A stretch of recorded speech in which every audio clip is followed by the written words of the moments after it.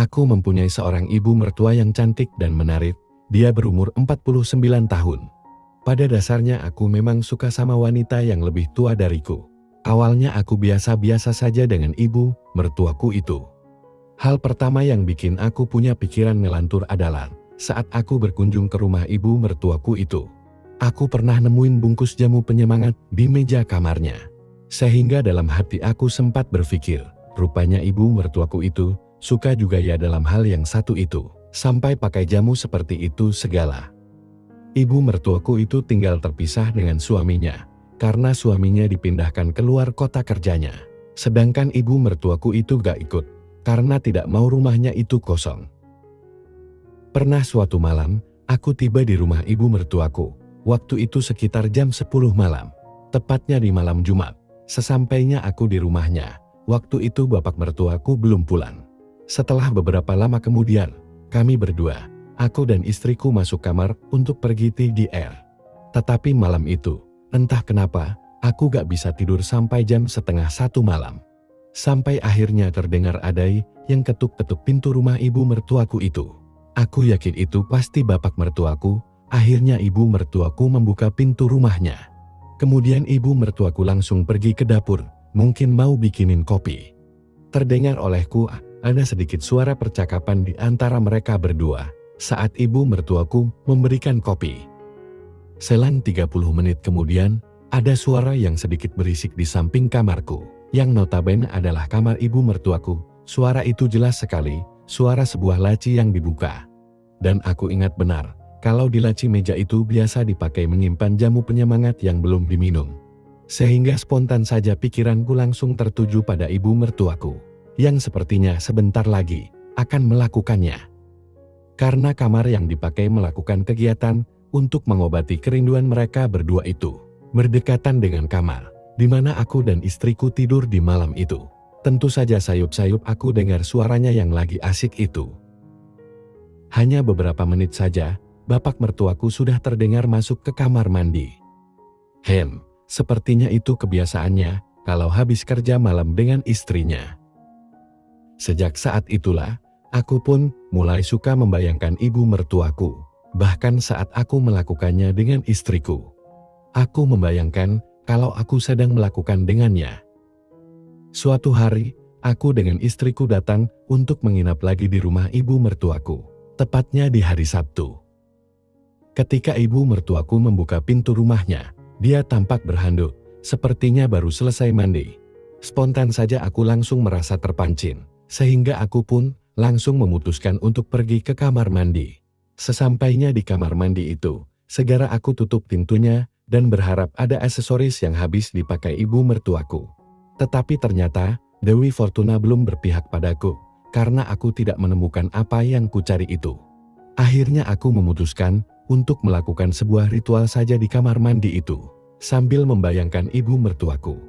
Walaupun tidak semenyenangkan kalau dengan yang sebenarnya, tapi ya lumayanlah bisa sedikit plong. Keesokan harinya, Dewi Fortuna mulai berpihak padaku, karena pagi itu istriku dijemput temannya mau jalan ke mall. Aku memilih gak ikut, dan beralasan agak kurang enak badan. Memang benar sih, aku agak masuk angin kayaknya. Akhirnya setelah istriku pergi dengan temannya itu, aku tiduran di kamar. Saat itu, tidak ada pikiran yang macam-macam. Tetapi setelah 15 menit istriku berangkat. Dan keadaan rumah ibu mertuaku sudah dalam keadaan sepi. Yang mana saat itu, hanya tinggal aku dan ibu mertuaku saja di rumah itu. Tiba-tiba ibu mertuaku datang ke kamarku, sambil duduk di pinggir tempat tidur ibu mertuaku berkata, "Sepertinya, kamu sedang kurang sehat, Mas." "Iya ibu," sahutku singkat. Dengan perlahan ibu mertuaku mengambil tanganku. "Ibu ingin membantumu, Mas," ucapnya. "Terima kasih, Bu. Aku sangat beruntung memiliki ibu mertua sepertimu," ucapku seraya menatapnya dengan penuh kasih. Selanjutnya ibu mertuaku kembali ke ruang tengah untuk mencari sesuatu, mungkin minyak dan koin untuk kerikan.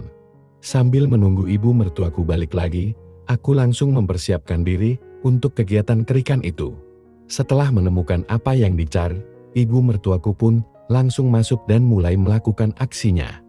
Semenit 2 menit, kami berdua sama-sama terdiam. Tetapi tak lama kemudian, ibu mertuaku mulai mengajakku ngobrol. "Mas, gimana rumah tangga kalian? Semua berjalan dengan baik kan?" tanya ibu mertuaku. "Iya Bu, alhamdulillah baik-baik saja kok. Emang kenapa Bu?" tanyaku ingin tahu, kenapa ibu mertuaku bertanya seperti itu. "Istrimu pernah curhat sama ibu soalnya," sahutnya. Dalam hati aku berkata, istriku memang cerdas. Semoga cerita juga masalah kegiatan malam kami yang cukup jarang. "Emang istriku cerita apa sama ibu?" tanyaku lagi. "Ya cerita semua-muanya Mas," sahutnya seraya tersenyum penuh arti. "Termasuk cerita masalah kegiatan suami istri Bu?" tanyaku semakin penasaran. Ibu mertuaku langsung ketawa. "Hai, ya iyalah Mas, bahkan sampai istrimu itu nanya ke ibu tentang masalah yang satu itu," jelas ibu mertuaku. "Berarti istriku ingin tahu banyak dari ibu akan hal itu," ucapku nekat nanya itu pada ibu mertuaku dengan deg-degan. "Jadi, apakah Mas merasa cukup bahagia selama ini dengan istrimu itu, atau bagaimana?" tanya ibu mertuaku. "Ya jujur saja sih Bu, sebenarnya aku tentu saja merasa bahagia. Cuman sepertinya istriku itu sering kecapekan kayaknya, sehingga agak kurang aktif. Mungkin gak seaktif ibu sama bapak kali ya," ucapku berusaha memancing di air keruh. "Walah, kamu itu bicara apa sih Mas?" sahutnya dengan malu-malu. "Ya bukannya apa-apa Bu, tapi maaf ya sebelumnya, aku pernah nemuin jamu penyemangat di laci meja. Berarti kan," ucapku. Hahaha, akhirnya kami berdua pun ketawa bersama. Selanjutnya sambil terus ngobrol, ibu mertuaku menawarkan sekalian pijat. Tentu saja aku terima tawarannya itu. Akan tetapi, dengan berbagai cara aku terus berusaha agar ibu mertuaku itu semakin terbawa pada suasana romantis. Ternyata usahaku itu membuahkan hasil. "Sebentar ya Mas, ibu cuci tangan dulu," ucap ibu mertuaku seraya berlalu. Batinku pun bertanya-tanya, kenapa ibu mertuaku pakai acara cuci tangan segala. Waduh, bisa happy ending nih, batinku. Tak lama berselang, ibu mertuaku kembali masuk dan membawa lotion. "Yang depan sekalian ya Mas," ucapnya. "Boleh Bu," sahutku. Kemudian dengan pelan tapi pasti, ibu mertuaku mulai mengerjakannya. Aku pun semakin yakin kalau ibu mertuaku itu sudah dikasih tahu oleh istriku. Di terminal mana saja yang dengan mudah aku akan mudah terpancing. Akhirnya setelah beberapa menit kemudian, ibu mertuaku tanpa memberikan aba-aba, tahu-tahu sudah berusaha memulainya. Tentu saja aku tidak berusaha menghindar ataupun melarangnya, karena kesempatan itu memang sudah lama aku harapkan darinya. Tentu saja aku pun tidak tinggal diam. Dengan segera aku pun memberikan respon atas apa yang dilakukannya itu. Aku berusaha untuk membuat ibu mertuaku itu juga merasa senang dan merasa siap untuk segera aku antarkan ke puncak. Biarpun usia ibu mertuaku itu sudah lumayan tua, tetapi ternyata untuk urusan yang satu itu, ibu mertuaku masih sangat oke banget. Aku yakin banget kalau bapak mertuaku jauh kalau dibandingkan denganku, karena aku sering menemukan bungkus jamu itu. Jadi aku merasa yakin kalau ibu mertuaku ini kekurangan dari suaminya. Akhirnya dengan segala pengalaman yang aku punya, hari itu aku berhasil membuat ibu mertuaku mencapai puncak tertingginya berkali-kali. "Terima kasih ya Mas, kamu memang hebat, gak kayak bapak mertuamu yang hanya bikin kotor saja," ucap ibu mertuaku dengan tersenyum penuh kebahagiaan. "Iya Bu, mulai sekarang aku akan selalu siap, kapanpun ibu mau," ucapku.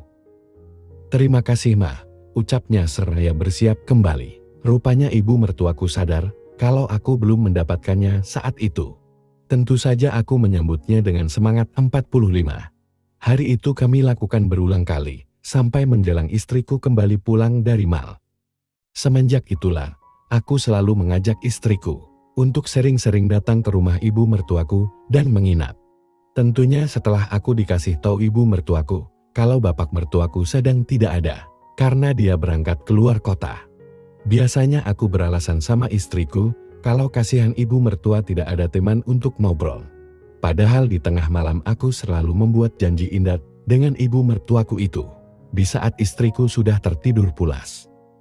Kadang kami lakukan di dapur, di ruang tamu, supaya kalau tiba-tiba istriku bangun dan mencariku, kami berdua bisa cepat-cepat berbenah.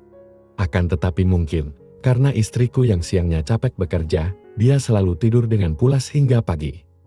Jadi selama ini, apa yang kami lakukan itu aman sentosa. Entah sampai kapan semua ini akan berakhir. Karena baik aku maupun ibu mertuaku belum menghendaki untuk berakhir sampai cerita ini aku tulis. Sekian dan terima kasih.